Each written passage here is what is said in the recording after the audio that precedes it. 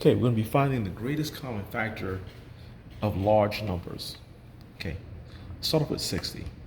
We're going to start dividing these by 2 as many times as we can, and then by 3 as many times as we can, and then by 5 as many times as we can, until we find all the factors that make 60.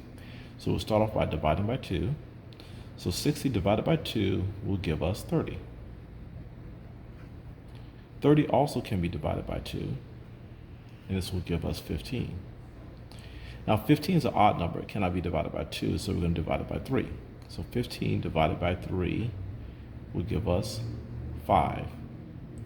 5 can no longer be divided by 3, so we move on to 5. 5 can be divided by 5, and we get 1.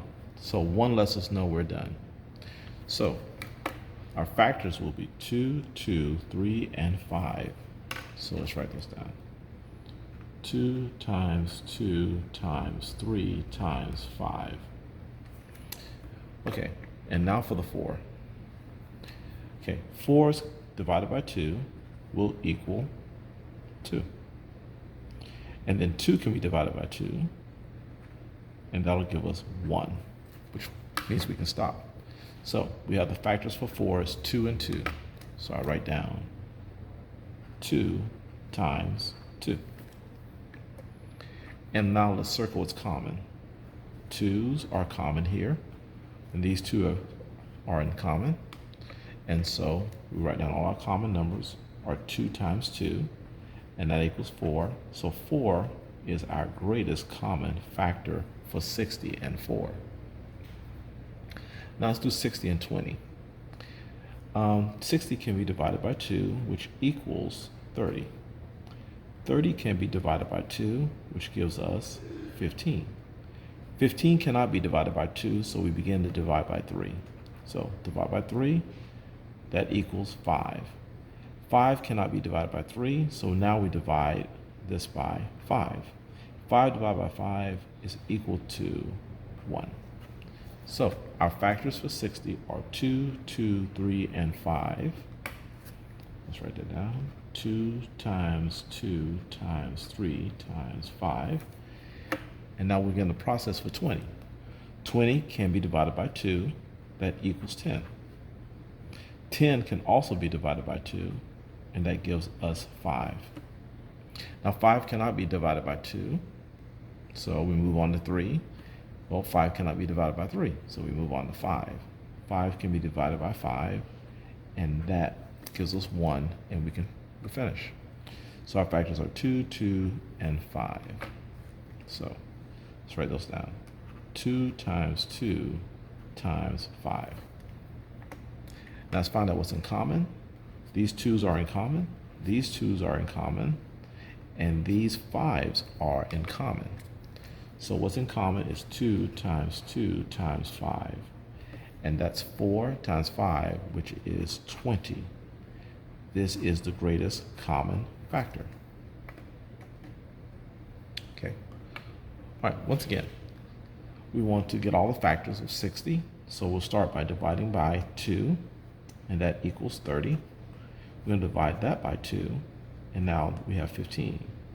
We're going to divide 15 by 3, and we get 5.